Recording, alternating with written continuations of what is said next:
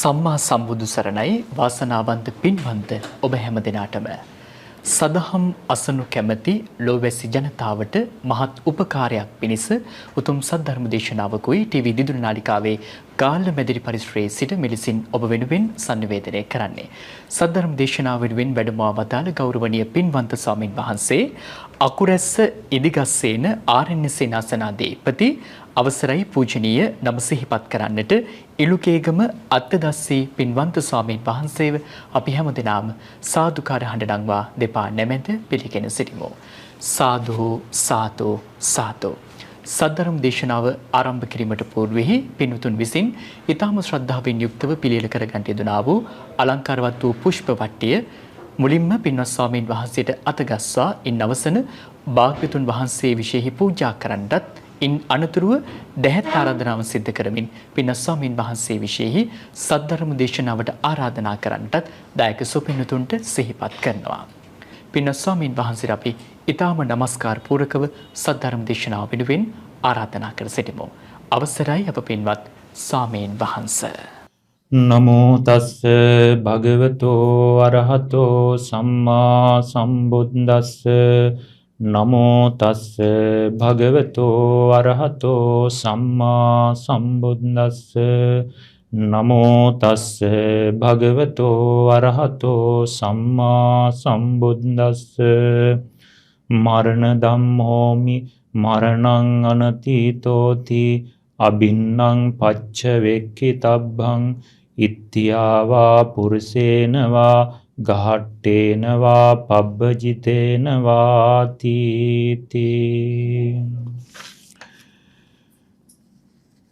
දිදුල මාධ්‍ය ජාලයේ ගරු සභාපති ස්වාමින් වහන්සේ වන පූජ්‍යපාද මාලිගාවිල අස්සජ ස්වාමින් වහන්සේ වර ප්‍රමුඛ ගරුතර පූජනීය මහා සංඝරත්නයන් අවසරයි ශ්‍රද්ධාවන්ත කාරුණික පින්වත්නි අද මේ උතුම් විශේෂ ධර්මානුශාසනාව පවත්වන්න හේතුව අපේ මහත්මයා විසින් මුලින් මතක් කරන්න යෙදුනා ඒ කියාඩෝ ආරණ්‍ය සේනාසනයේ වැඩ වාසය කර අපවත් වී වදාළ හුංගම ගුණසේන ගුරුදේවතුම ස්වාමින් වහන්සේගේ 18 වන ගුණානුස්මරණය සිහි කරගෙන උන්වහන්සේට ලෝතුරා බුද්ධ කාරක ධර්මයන් පරිපූර්ණය කර ගැනීමට අවශ්‍ය ශක්තිය නිදුක් නිරෝගී භාවය කායික මානසික සුවය ප්‍රඥාව පහළ වේවා කියන අරමුණත් දායකත්වයේ දරන ඒ අනගාരിക උපාසික උපාසිකාවන් ඇතුළු දායිකාවන් පිරිසටත් සිල් සමාදන් වෙන සියලු පිරිසටත් ඒ වගේම සේනාසනයේ කියාඩෝ ආරණ්‍ය සේනාසනයේ වැඩ වාසය කරන ගෞරවනීය ස්වාමින් වහන්සේ ඇතුළු සියලු දෙනාටම උතුම් ධර්ම අවබෝධය ප්‍රාර්ථනා කරගනිමි. ඒ සඳහා අවශ්‍ය පාරමී පූර්ණේ කර ගැනීමට අවශ්‍ය නිදුක් නිරෝගී භාවය කල්යාණ මිත්‍ර සත්පුරුෂ ඇසුර ලැබිලා ඊතා ඉක්මනින්ම මේ සංසාර ගමන නිමා කර ගැනීම සඳහා අවශ්‍ය ධර්ම අවබෝධය සඳහා අවශ්‍ය පාරමී පූර්ණේ කර ගැනීමට මේ සියලු ධර්ම දානමය කුසල් මාර්ගෝපකරණයක් වේවා කියන අදහසින් තමයි මේ පින්වතුන් මේ උතුම් සත්කාරයට ධර්ම දානමය පින්කමට සහභාගී වෙන්නේ. ඉතින් පින්වතුනි මම මාර්තුකා කරා ගාතාවක් මරණ ධම්මෝමි මරණං අනතීතෝති අබින්නං පච්ච වෙක්ඛිතබ්බං ඉත්‍යාවා පුරුෂේනවා ගහට්ටේනවා පබ්බජිතේනවාති කියලා බුදුරජාණන් වහන්සේ අංගුත්තර නිකායේදී දේශනා කළ දහම් පාඨයක් ඊටමත් වටිනා දහම් කාරණාවක් මරණය පිළිබඳව අපි කෙසේ අනුගමනය කළ යුතුයිද කියන කාරණාව. මෙතනදී මේ පින්වතුන් මරණානුස්සතිය වඩනා ඇති මරණය පිළිබඳව නොඑක ආකාරයෙන් අවබෝධය ඇති පිරිස ඇති. නමුත් අද මම කතා කරන්නේ මේ මරණය පිළිබඳව වෙනම පැතිකඩක්. අද බොහෝ සෙයින් අපිට අහන්න දකින්න ලැබෙන්නේ නැති සමාජයේ පින්වතුන් අතරටපත් නොවෙති වටිනා දහම් කරුණක් ඒ තමයි මේ මරණ මොහොතේදී මරණාසන්න මොහොතේදී අපි කෙසේ හිත පිහිටුවා ගත යුතුද කියන කාරණාව. ඒ කාරණාව විශේෂයෙන් වැදගත් කාරණාවක්. බුදුරජාණන් වහන්සේ දේශනා කරන්නේ අන්න ඒකය තමයි මේ ස්ත්‍රියක් විසින් හෝ වේවා පුරුෂයෙක් විසින් හෝ වේවා ගිහියෙක් හෝ පැවිද්දෙක් හෝ සියලු දෙනාම අභින්නම් පච්චවෙක්කිතබ්බං නිතර මෙනෙහි කළ යුතුයි. අභින්නම් කියලා කියන්නේ කලාතුරකින් නෙවෙයි නිතර මෙනෙහි කළ යුතුයි. තමන් මේ මරණයට නියම වෙච්ච කෙනෙක්. මරණයට පත්වෙන කෙනෙක් කියන එක නිතර මෙනෙහි කළ යුතුයි කියනවා. ඒකෙන් අදහස් කළේ මරණය නියතයි ජීවිතය අනියතයි මරණය නියතයි කියලා මෙහෙම කියා ඉන්න එක නෙවෙයි. මෙතනදී ඊට වඩා ගැඹුරු කරුණු කාරණා ටිකක් අපේ සිත් තුළ අවබෝධ කරගෙන ධාරණය කරගත යුතුයි. ඉතින් මේක ඇත්තටම ලොකු කුඩා බාල මහලු ගිහි පැවිදි ඒ වගේම ආගම් ભેදයක් නැතුව හැමෝම විසින් දැනගත යුතු විශේෂ අත්‍යවශ්‍ය කාරණාවක් හැටියටයි මම දකින්නේ. ඒ හේතුව තමයි මේ මරණාසන්න මොහොතේදී හිත පිහිටවා ගන්න බැරි වුණොත් යම් හේකින් අපේ හිත ඇතිවන මරණ වේදනාව නිසා හෝ අපි තුළ ඇතිවන මරණ බය තමන්ට මේ ජීවිතේ දහලා යන්න බැරි වෙන උපාදානයේ නිසා හෝ ඒ අපි තුළ අකුසලයක් තණ්හාවක් ද්වේෂයක් හෝ මෝහයක් කුමන හෝ අකුසලයක් අඩුම ගානේ පසුතැවිල්ලක් එහෙමත් නැත්නම් මරණ වේදනාවත් එක්ක කායිකව ඇතිවෙන දුකත් එක්ක ඇතිවෙන පීඩාව දෝමනස්සි මේ ඔක්කොම අකුසල්. එතකොට මේ බඳු සිතකින් කෙනෙක් මරණයටපත් වුණොත් ඔහු ඒකාන්තයෙන් සතර අපායේ කොහේ හරි තැනක උපදින. එතකොට අපි කොයිතරම් පින් කුසල් කරත් අපි කොයිතරම් බණ භාවනා කරත් මරණාසන්න මොහොතේ කොහොමද මං හිත පිහිටවා ගත යුත්තේ කියන කාරණාව ඊට පෙර අපි හිතලා ධාරණය කරගෙන සිහිය බලවත් කරගෙන හිටියේ නැත්තම් හොඳට විදර්ශනා වඩපු කෙනෙකුට පවා ඇතිවෙන වේදනාවත් එක්ක සමහර විට ඒක සිහි කරගන්න බැරි අවස්ථා එනවා. ඒක මට බොහෝ කීප දෙනෙක් මගෙන් භාවනා කමටහන් ගන්න හොඳට භාවනාව පුරුදු කරන අය පවා මේ මරණාසන්න මොහොතේදී තමන්ට ආපු අත්දැකීම් එක්ක තමන්ට මේ මොහොතේ කිසි දෙයක් සිහි කරගන්න බැරි වුණා කියන කාරණාව මට කීප දෙනෙක්ම මතක් කරා. එතකොට මේ හේතුව අපි තුල ඒ වස්තාවේ ඇතිවෙන මානසික ස්වභාවය වේදනාව මේවත් එක්ක සමහර විට හිත පිහිටවා ගන්න බැරි වෙනවා. ඒ නිසා පින්වතුනි මරණින් මත්තේ සතර අපායේ නොයැටෙන පුද්ගලයන් අතර එහෙම අපිට අපේ ජීවිතය පිළිබඳව අප වෙන්න නම් අපි අනිවාර්යෙන් සෝවාන් ඵලයටවත්පත් වෙන්න. එහෙම වුණොත් එයා නියතෝ සම්බෝධි පරායනෝ. ඔහු අනිවාර්යෙන් ආත්ම 7කදී නිවනට පැමිණෙනවා සතර අපායට යන්නේ නැහැ. එතකොට ඊට මෙහා හැමෝගෙම මරණය පිළිබඳ අවිනිශ්චිතභාවයක් තියෙනවා.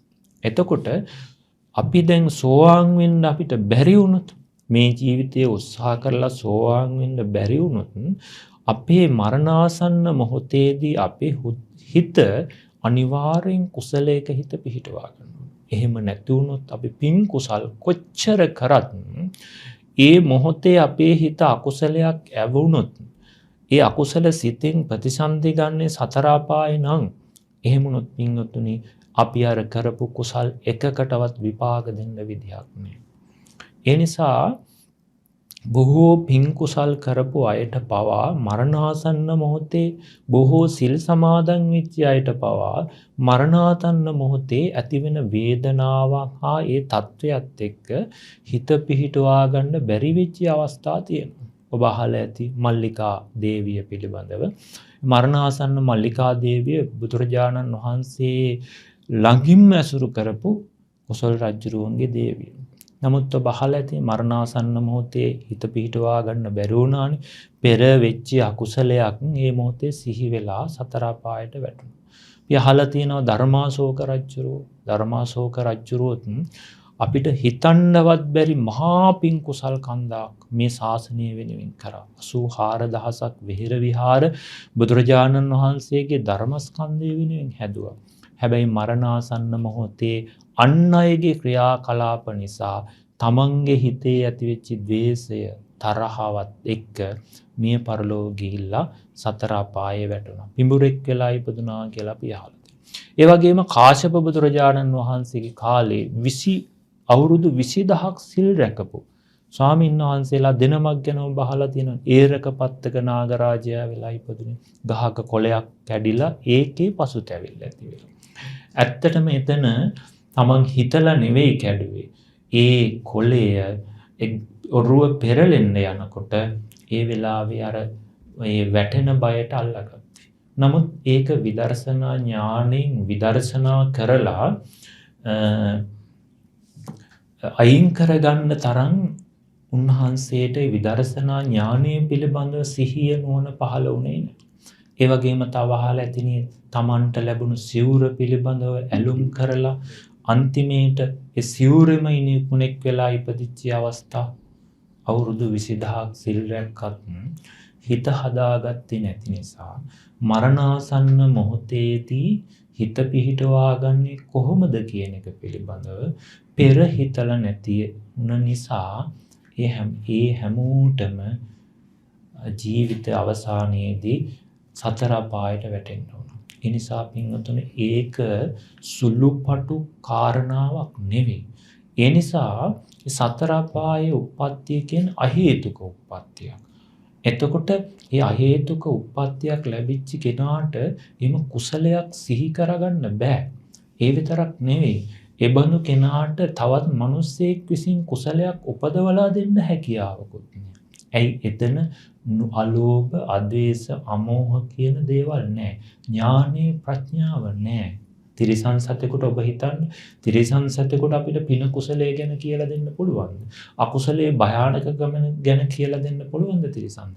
බෑ. එහෙම වුණාම ඒ කොච්චර පින් කරත් එතන වැටුණු සමහර විට ඒ උප්පත්තියත් එක්ක නැවත අර පින් කුසල් ටික භවයෙන් වැහිලා එයාව නැවත බොහෝ කාලයක් සතර අපායේ වැටෙන්න බොහෝ කාලයක් සතර අපායේ දුක් විඳින්න හේතු වෙන්න ඉඩ තියෙනවා. දැන් අපි ගත්තොත් මින්වතුනි අපි මව් කුසේ ඉපදුනා අපි සසර විදර්ශනා කරලා පින් කුසල් කරලා භාවනා කරලා යම් කමටහන් වදලා ඇති. නමුත් අද අපිට ඒක ගන්න පුළුවන්ද? බෑ. බුදු කෙනෙක් හිටියොත් ඔබ සංසාරේ මෙන්න මේ කමටහනයි වඩලා තියෙන්නේ කියලා මතු කරලා තමන්ගේ ඉන්ද්‍රිය ධර්මයක් එක්ක සුදුසු කමටහන දෙන්න පුළුවන්. නමුත් අපි පෙර භවයේ මීට පෙර භවයේ හෝ පැවිදි වෙලා හෝ බණ භාවනා කරලා හෝ හිටියත් අපි මව් කුසක ඉපදිලා මව් කුසේ මාස 10ක් ඉඳලා කුඩා කාලේ ඉඳන් ඉන්ද්‍රිය මුහි කිරීම දක්වා යනකොට අර ඔක්කොම අමතක වෙලා භවයෙන් වැහෙනවා. දැන් අපිට ඒක ගන්න නම් ඒක අපි නැවත පුරුදු කරලා මතුවෙන එකක් වෙනවා. මිනිස්සෙකුටත් එහෙම දෙයක් තියෙනවා. මව් කුසේ ඉපදෙන සුගතියේ ඉපදිච්ච ඥානය සහිත ත්‍රි හේතුක උප්පත්තියක් තියෙන කෙනෙකුටත් අර සංසාරේ වඩපු දේ භවයෙන් වැහෙනවා. හැබැයි බොහෝ කාලයක් පුරුදු කරපු එකක් තියෙනවා නම් ඒක ඔහුට ඉදිරිපත් වෙන්න පුළුවන්. ඒ නිසා අපි හොඳින් පරිස්සම් විය යුතු කාරණාවක් අද මෙහි මොහොතේ පටන් තමන්ගේ මරණය පිළිබඳව මරණාසන්න මොහොතේ තමන් තුළ කිසිම උපාදානයක් ඇති නොවන විදිහට හිත සකස් කරගන්න ඕනේ. එතකොට අපි භාවනා කරනවා සමතය වශයෙන් යම් කර්මස්ථාන වඩනවා මෛත්‍රී බුදුගුණ ආදී මේ දේවල් වඩනවා වෙන්න පුළුවන්. ඊට අමතරව ඔබ ඇතැම් අය බොහෝ සෙයින් පින් කුසල් කරනවා. ඒ කොයි දේ කරත් සමහර කෙනෙකුට තමන් මැරෙන විදිහ පිළිබඳව එකපාරම මැරෙන්න ඕන. අර අපිට ධර්මයේ සඳහන් වෙන්නේ ජීවිතය පිළිබඳ තම ව්‍යාධිය පිළිබඳව ඊට පස්සේ ජීවිතං ව්‍යාධි කාලෝච කාලය පිළිබඳව දේහ නික්කේපණං ගති තමන් දේහය තමන් මැරිලා කොහෙද වැටෙන්නේ ගතිය කොහෙද කියලා. මේවා අනිමිත්තාච ජායරේ කියලා. ඒවා පිළිබඳව නිශ්චිත බවක් නැහැ. ඒ කියන්නේ තමන්ගේ ජීවිතය කොයි කාලයේදී කොයි වයසේදී මැරෙයිද කියලා කියන්න බෑ. ඒ වගේම අපි මොන ව්‍යාධියෙන් මැරෙයිද කියන එක අපිට කියන්න බෑ. එතකොට අපි මොන කාලයේදී මැරෙයිද කියලා අපිට කියන්න බෑ. මොන අවස්ථාවේදී මැරෙයිද කියලා කියන්න බෑ. ඒ වගේම මැරිලා තමන්ගේ මිනිය කොතන වැටෙයිද කියලා දන්නේ නැහැ. ඒ වගේම මැරිලා ගිහිල්ලා තමන් කොතනද උපදින්නේ කියන එකත් අවිනිශ්චිතයි. නමුත් අපි බලාපොරොත්තු අපේක්ෂා තියාගෙන ඉන්නවා මම වයසට ගිහිල්ලායි මැරෙන්නේ. මම මැරෙන්නේ එක්කෝ දරුවන්ගෙන් උදව් උපකාර ලැබමින්, ඒ උපස්ථාන ලැබමින්, ගෙදරට වෙලා ගයක් දොරක් හදාගත්ත ඒකටනේ. එයාලගේ උපස්ථාන ලැබමින් තමයි මම මැරෙන්නේ කියලා. ඔන්න ඔහොම චිත්ත රූප මවාගත්ත ඉන්න කෙනාට හදිසියේ එකපාරම ඔබට මහමග මැරෙන්න ඕන. ඔබ ඒකට සූදානම් නැහැ. මැරෙන්න කැමති නැහැ. ඔබේ ජීවිතය අත්හරින්න කැමති නැහැ. ඒ වෙලාවේ හැම වෙලාවෙම මේ ජීවිතෙත් එක්ක පොරබදින. දැන් බලන්න පහුගිය ගම් වතුර විවසනයේදී පස් කඳු වලට යට වෙලා කොච්චර මැරුණාද? දැන් එයාලා කවුරුත් කැමති නැහැ මැරෙන්න. කොච්චර ඒ දහමක් නැති අය කොයිතරම් එයාලගේ හිත මොන විදිහට ක්‍රියාත්මක වෙන්නේ නැද්ද? එයාලා හිත පිහිටුවා ගන්න ඇද්ද? එතකොට අන්නේ අවස්ථාවලදී පවා තමන්ගේ ඒ මොහොතේ තමන්ට තේරෙනවා නම් දැන් මට ජීවත් වෙන්න තියෙන අවස්ථා සියල්ල ඉවරයි කියලා. තමන්ට මේ කයට තියෙන ජීවිත ආසාව අත්හැරලා කුසල් සිහි කරගන්න තමන් දක්ෂ වෙන්න ඕනේ. ඒ සඳහා අද අපි මේ ජීවිත ආසාව අත්හැරලා මේ කාමයන්ට තියෙන ආසාව අත්හරින්න අපේ හිත පුරුදු කරන්න ඕනේ. අපි දන්නවා මේ මරණයත් එක්ක සම්බන්ධ වෙන්නේ මොකද්ද? කර්මය. නේද? කර්මය තමයි සම්බන්ධ වෙන්නේ. එතකොට මේ කර්මය කියන එක පිළිබඳව අපි දැනගෙන අවබෝධ කරගෙන හිටියොත් අපි තුල තියෙන අකුසල කර්ම නම් ඒවා වැඩෙනවද? වැඩෙන්නේ කොහොමද? කුසල කර්ම නම් ඒවා මතු කරගන්නේ කොහොමද? අපි තුල වෙච්චි ලෝභ දේශ මොහ ආදී අරමුණක් ආවොත් ඒක කොහොමද අපි ඒ මොහොතේ ආවොත් මරණාසන්න මොහොතේ Tamanට තරහක් ආවොත් එතකොට ඒක මම ඒ වෙලාවේ දකින්න ඕනේ නේද? ඒක දකින්න නම් අද ඔබ තරහක් වෙනකොට Tamanට ලෙඩක් දුකක් හැදිච්ච වෙලාවේ අන් අයගේ සැලකුම් ඉදිරියේ මොනවා හරි දෙයක් නිසා Tamanට අකමැති දෙයක් වෙනකොට Taman ඒකේ තරහ, ද්වේෂය, අකමැත්තව ඒ මොහොතේ ඔබ දකින්න Tamanට තරහක් ආව නේද කියලාවත් දකින්න ඔබ අද පුරුදු කරගෙන හිටියොත් මේ සාමාන්‍ය අපි එදිනදා ජීවත් වෙනකොට ඇති වෙන ලෙඩ දුක් හමුවේදී ඔබට ස්පිරිතාලේ නතර වෙලා බෙහෙත් ගන්න වෙච්ච අවස්ථාවල ඒ ලෙඩට කරන ඒ ප්‍රතිකාරවලදී Tamanට වේදනාව ඇති වෙන වේදනාවත් එක්ක ඇති වෙන අමනාපය තරහ නොරුස්නාවේදී Tamanගේ හිත ඒ වගේ වැඩ කරන්නේ අකුසල් නේද? ඒ මොහොතේදී Taman බුදු ගුණ සිහි කරන්න හෝ තමන්ගේ ශාරීරික ස්වභාවය මේ ශරීරයේ ලෙඩ වෙන බව මේකට උපාදාන කරගත්තු නිසා නේද මම මේ තරම් ලෙඩ වෙන්නේ. එතකොට මේ බඳු ලෙඩ ගොඩක් පිළිබඳව ඇයි මමත් මේක මම මගේ කියා මෙච්චර මේකට මම කියාගන්නේ කියලා අන්න ඒ විදිහට අද ඔබට ලෙඩක් හැදෙනකොට ඒ විදිහට යෝනිසෝ මනසිකාරය කරමින් පුරුදු කරගත්තොත් මරණාසන්න මොහොතේ ඔබට ඒ විදිහට පුරුදු කරගන්න හිත පිහිටවා ගන්න පුළුවන්.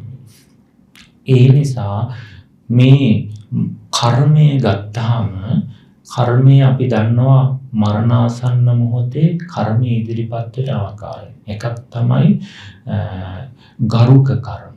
අපි කරපු බලවත් කර්ම මරණාසන්න මොහොතේ ඉදිරිපත් වෙන්න පුළුවන්. ඒක කුසල පැත්තේ හෝ ඒවා අකුසල පැත්තේ. සමහරවිට අකුසල් නම් බලවත් ලෙස අපිට හිතට දැනෙච්චි. සමහර විට ඒ වගේ අකුසලයක් මරණාසන්න මොහොතේ ඉන්න පුළුවන්. එතකොට එයා ධර්මයේ දන්න කෙනෙක් නම් මේ ධර්මයේ තුලින් පුළුවන් තමන්ට ඒ අයෝනිසෝ මනසිකාරේ අවිද්‍යාව නිසා ධර්මයක් නැතිකම නිසා මං අතින් අකුසලයක් වුණා. හැබැයි ඒ අකුසලයේ මේ දහමට ඇවිල්ලා ගෙවන්න පුළුවන්. මේ කර්මක් සේ කරගන්න පුළුවන් දහමක් තමයි පින්වතුනි තථාගත ධර්මයේ කියලා කියන්නේ. ඉතින් අන්නේ නිසා ඒ කර්මයක් විපාක දෙන්නේ අපි තුල තියෙන අවිද්‍යාව නිසා. ප්‍රතිසන්දි විපාක. අවිද්‍යාව ගෙවුනොත් අපි කොච්චර කර්ම කරලා තිබුණත් ඒ කර්ම වලට විපාක දෙන්න විදියක් නැහැ. ඒ හේතුව තමයි කර්මයක් වුණාට ඒ කර්මය තනියම විපාක දෙන්නේ නැහැ. අපි තුල ඇති අවිද්‍යාවත් එක්ක සම්බන්ධ වෙලා ඒකට සුදුසු පරිසරය අපේ අයෝනිසෝ මනසිකාර ඒක තමයි අවිද්‍යාව කිව්වේ. ඒ හැම එකක්ම එකතු වෙලා තමයි ප්‍රතිසන්දි විපාකයක් සකස් වෙන්නේ. ප්‍රවෘත්ති විපාක කියනවා ඒ දේවල් දෙන්න පුළුවන්. නමුත් ප්‍රතිසන්දි විපාක දෙන්න නම් අපේ අවිද්‍යාව තියෙන්න ඕනේ. ඒ නිසා අද අපිට අපි අතින් වෙච්ච අකුසල කර්ම සිහි වෙනවා නම් අපි ඒ වෙලාවේ ඒ සිහි වෙන අපි හිතන්න ඕනේ. දැන් ඒ අකුසල කර්මය යමක් වුණා නම් ඒක වෙලා ඉවරයි.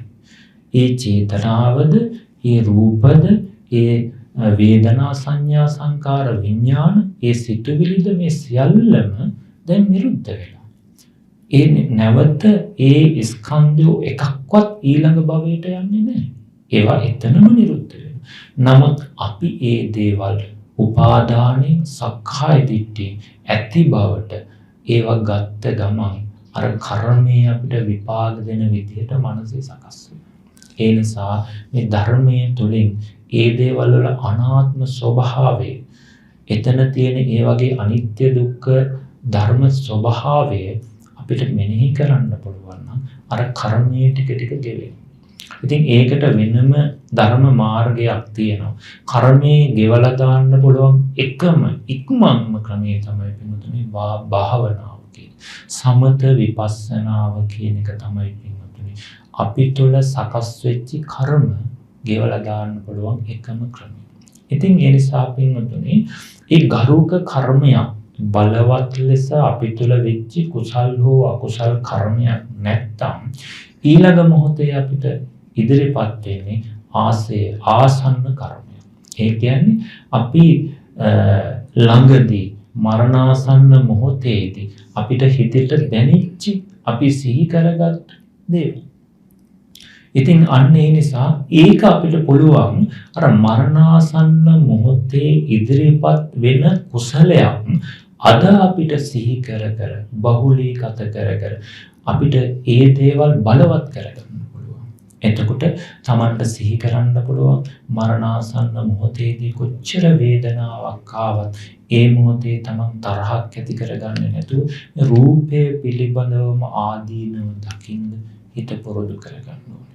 එහෙම වුණාම යාට මරණාසන්න මොහොතේදී අර වේදනාවක් ආවත් මේ වේදනාව නිසා එයා අර දෝමනස්සයටපත් වෙලා වේදනාවෙන් පීඩා විඳින්නේ ඒව උපාදාන කරගන්නේ නැහැ. මේ ශරීරයේ ස්වභාවය ඒක තමයි කියන එක තේරුම් අරගෙන එයා අර වේදනාව කියන එකත් මට ඕන විදිහට පවත්වන්න බෑ. මේ වේදනාව කියන එක ස්පර්ශය නිසා හටගත් එකක්. මේ වේදනාව නැති කරන්න මට පුද්ගලයෙකුට නැති කරන්න පුළුවන් එකක් නෙවෙයි ඒක. හැබැයි මේ එකදු වේදනාවක් මරණින් මත් එහා පැත්තට යන්නේ කියන කාරණාවත් එක්ක අපිට වේදනාව පිළිබඳව මධ්‍යස්ථ වෙලා ඒක අර සක්කාය දිට්ඨිය ආත්ම දෘෂ්ටියෙන් ගන්නේ නැතුව අපිට වේදනාව පිළිබඳවත් කුසල් සිතක් ඇති කරගන්න පුළුවන්. ඉතින් පින්වතුනි අන්න ඒ අපි නැවත නැවත බොහෝ සෙයින් හුරු පුරුදු කරපු කුසල කර්මයක් තියෙනවා නම් ඒක මරණාසන්න මොහොතේ ඔබට ඉන්න පුළුවන්. ඒ නිසා පින්වතුනි අද අපි ධර්මයේ දැනගෙන මරණාසන්න මොහොතේ ඇතිවෙන ස්වභාවයත් එක්ක මම කෙසේද හිත පිහිටවා ගන්නේ කියන කාරණාව අද හොඳට සිහි කරලා හිතේ දරාගෙන හිටියොත් අර මරණ බයත් එක්ක එයා මේ රූපේ එල්ලෙන්නේ නැහැ. එයා කාමයන් ගෙල්ලෙන්නේ නැහැ. ඇයි දන්නවා? එයා ධර්මයේ දන්න කෙනා දන්නවා කාමයන් අල්ලනවා කියන්නෙම තණ්හා උපාදාන සකස් වෙන්නේ. ඒවා අහිමි වීම නිසා දුක එන්නේ. ඒකෙන් මට කවදාවත් සුගතියකට යන්න පුළුවන්කමක් නැහැ. ඒ දේවල් අල්ලගත්තා කියලා මට නොමැරී ඉන්න පුළුවන්කමකුත් නැහැ කියලා අය මරණය පිළිබඳව දැනගන්න. ඒ වගේ මේ රූපේ උපාදාන කරගත්තට වැඩකුත් නැහැ කියන එක එයා දන්නවා. ඉතින් ඒ නිසා පින්වතුනි මේ මරණාසන්න මොහොතේ අපි ධර්මයට අනුව කතා මරණාසන්න මොහොත. ඒ වෙලාවට ඉදිරිපත් වෙන්නේ අපිට අපි කරපු කර්මයක්.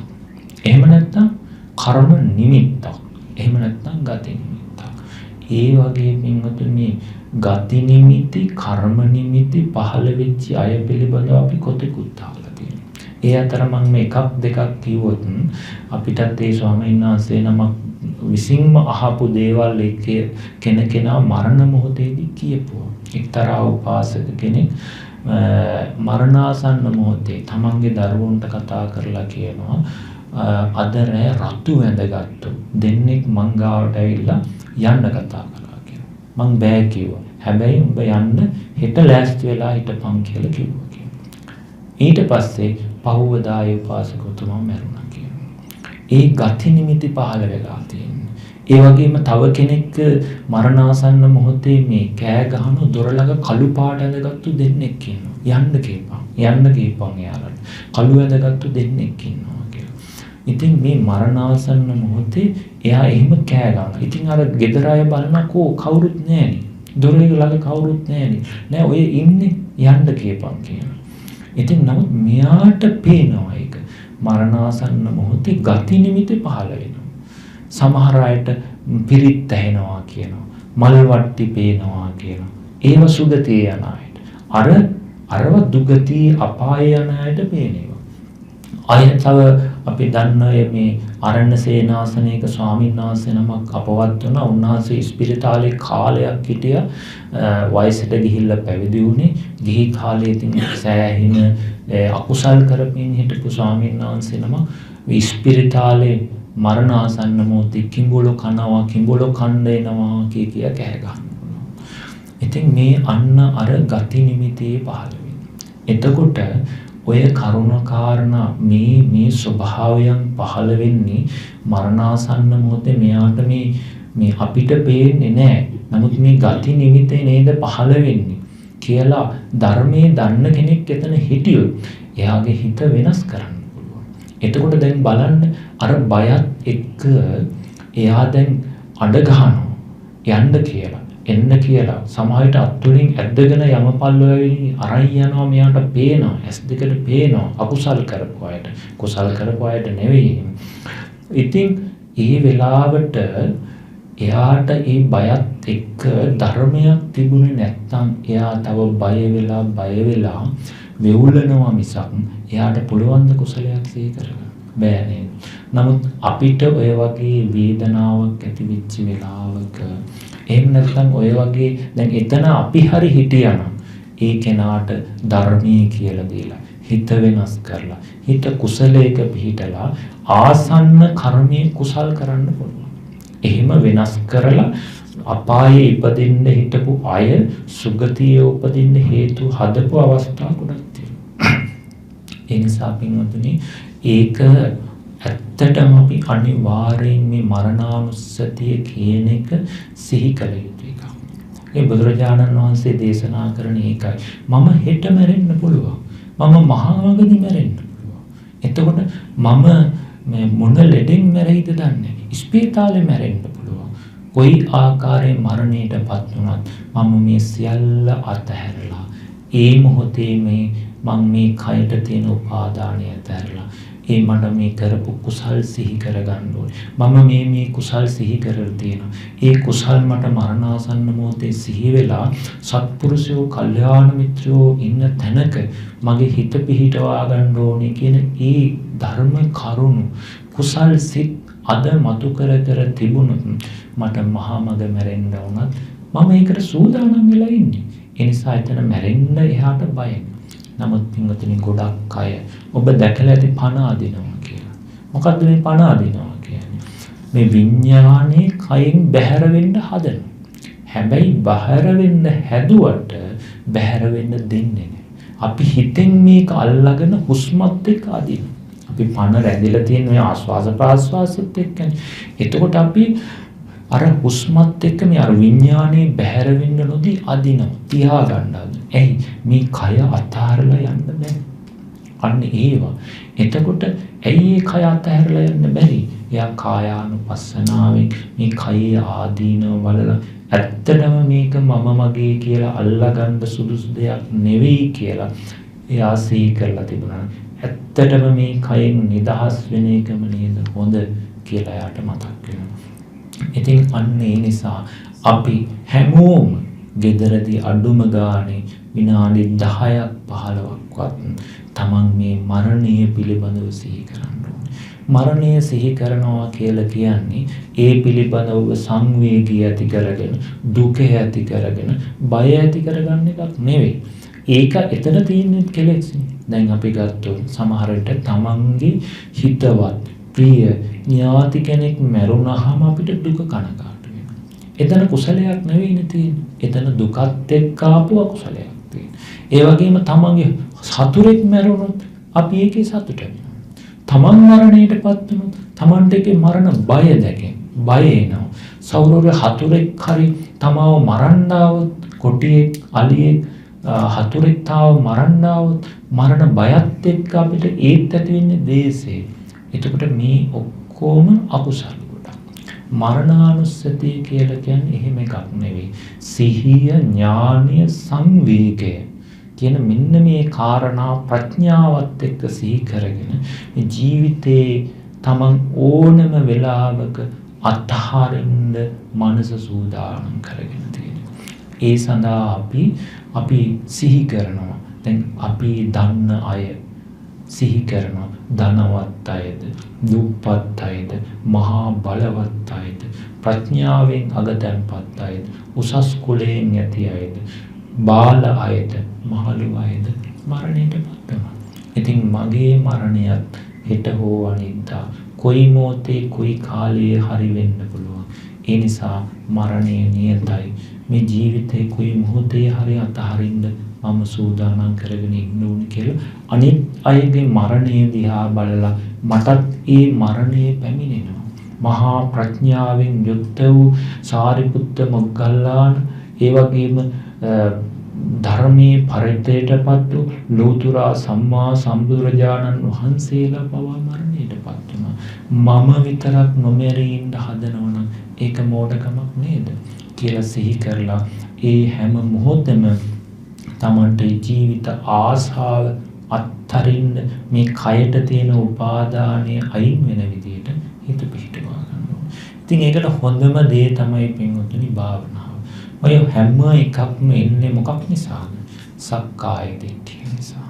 සෝවාන් කෙනා සතර පායෙන් මිදුනේ කුමක් නිසාද?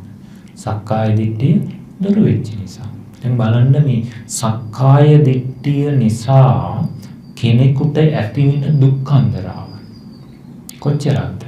බුදුරජාණන් වහන්සේ මහ පොළවෙන් නියපිටට පස් ටිකක් කරන් උපමාවක් පෙන්නනවා. මහණෙනි, සෝවාන් පුද්ගලයාට ඉතිරි වෙච්ච දුක කොච්චරද? නියපිට තියෙන පස් වගේ සුළු ප්‍රමාණයක්. සෝවාන් පුද්ගලයා අවසන් කළ දුක මහ පොළොව වගේ මහා දුකක් සෝවාන් පුද්ගලයා අයින් කරා. එතකොට ඒ සෝවාන් පුද්ගලයා ඒ තරම් මහා දුකක් සෝවාන් වෙන්න පෙර ඔහුට විඳින්න නියම වෙලා තිබුණේ මොකක් නිසාද? සක්කාය දිට්ඨිය නිසා. නේ?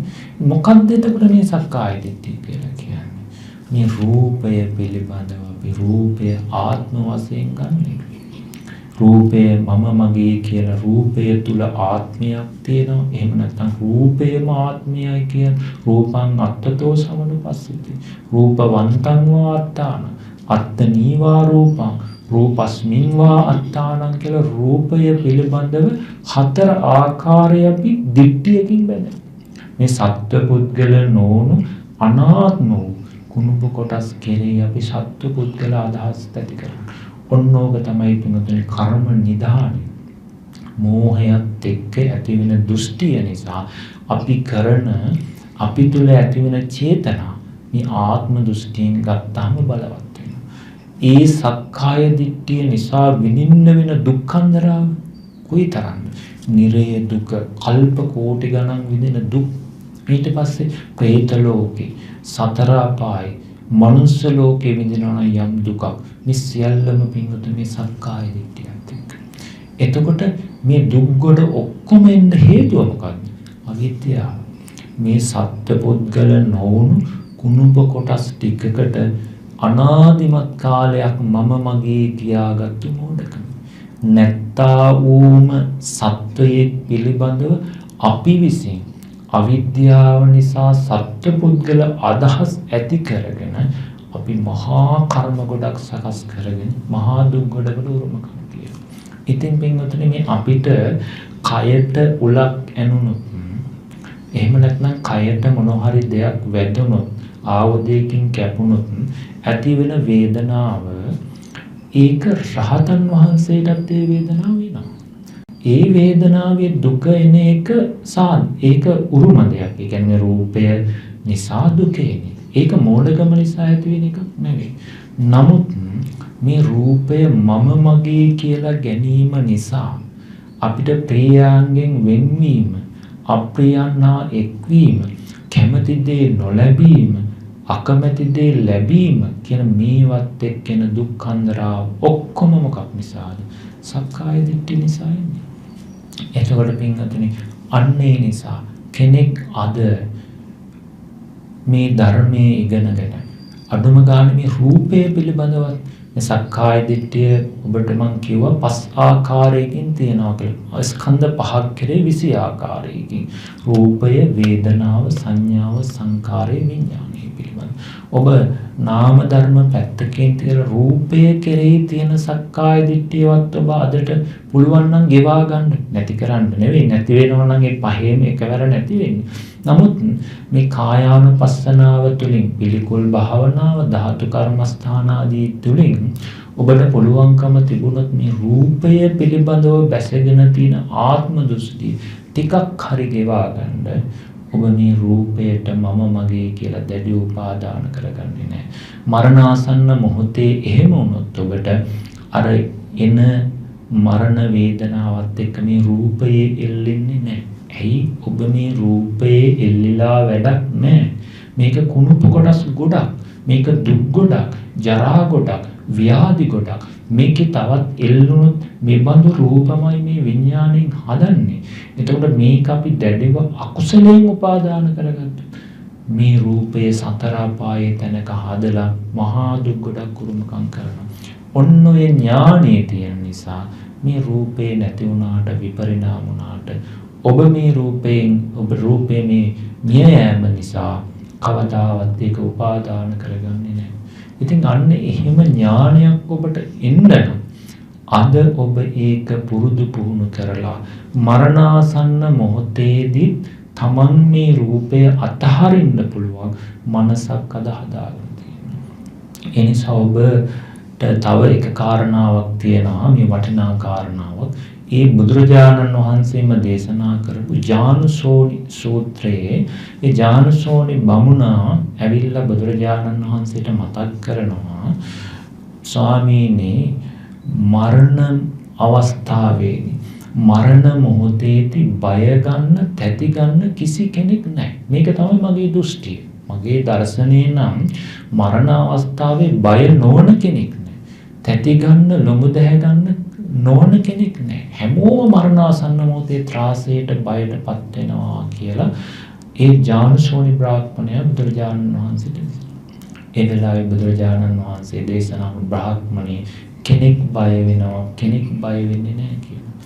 ඒ කිව්වේ රහතන් වහන්සේ ගැන නෙවෙයි. අපිට එකපාරම හිතෙන්න පුළුවන් මේ කියන්නේ රහතන් වහන්සේ ගැන වෙන්නේ නැති කියලා. සෝවාන් කෙනා ගැන වෙන්නේ නැහැ.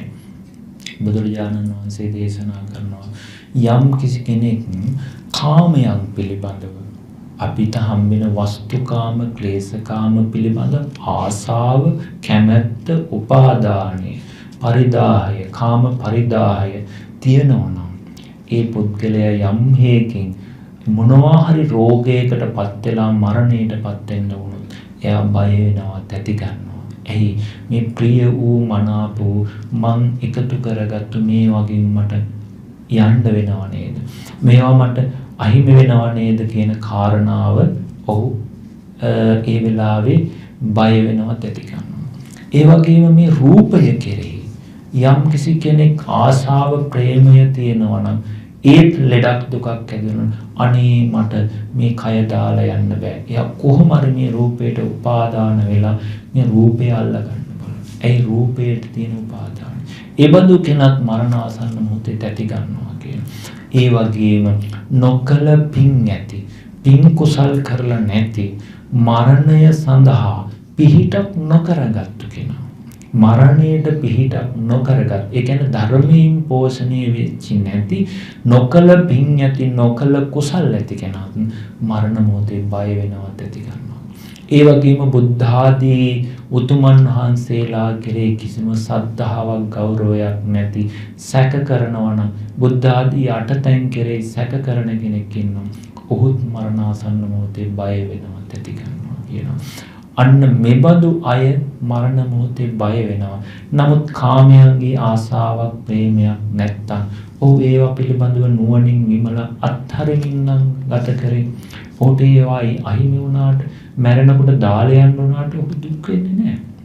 එයා දන්නවා ඒක ධර්මතාවයක්. මේ රූපය පිළිබඳව ආසාව අත්හැරලා විදර්ශනා කරලා තියෙන කෙනා මරණ මොහොතේ බය වෙන්නේ නැහැ. මේ රූපේ දාලා යන්න. ඒ වගේම පින් කුසල් කරගෙන බණ භාවනා කරගෙන බුදු ගුණ සිහි කරගෙන ඉන්න කෙනාට මරණ මොහොතේ බයක් ඉන්නේ නැහැ. එයා දන්නවා මට මේ බුදු ගුණේ මේ කුසලයේ ඒකාන්තයෙන් මට පිහිට වෙනවා.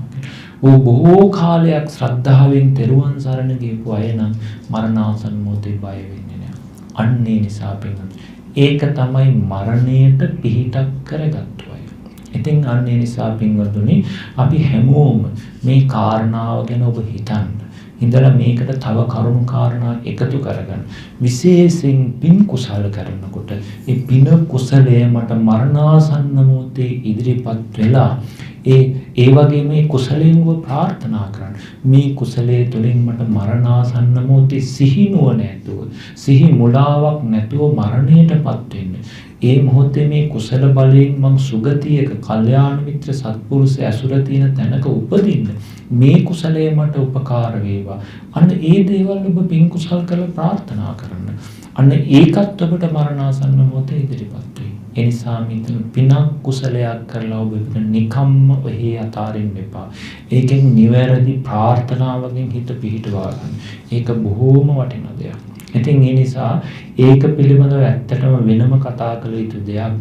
පිනක් කුසලයක් කරලා කොහොමද අපි නිවැරදිව ප්‍රාර්ථනාව කරගන්නේ කියන එක. මරණාසන්න මොහොතේ ඒක කොහොමද එතෙන්ට අපි හිත ගන්න මේ පින කුසලයේ. ඒක අපි වෙනම කතා කළ යුතු එකක්. නමුත් මේ කාල වේලාවත් එක්ක ඔබ පිනක් කුසලයක් කරලා පවා ඒකෙන්ද උපනිශ්‍රයක් ඇති කරගන්න. මේ කුසලයේ මට මරණාසන්න මොහොතේ පවා සිහි වෙලා සිහි නොනැතුව කාලක්‍රියා කරගන්න මට මේ පින මේ කුසලයේ හේතු වේවා කියලා. ඒකද ඔබට උපනිශ්‍රය වෙනවා. ඉතින් අන්න ඒ නිසා මේ මරණය ගැන මරණාසන්න මොහොතේ හිත පිහිටුවා ගත යුතු ආකාරය පිළිබඳව බොහෝම අල්ප ස්වල්ප ප්‍රමාණයක් තමයි මම මතක් කරේ. මේකෙන් මම ඔබට දුන්න පණිවිඩය තමයි ඔබ මේක පිළිබඳව හිතිය යුතුයි.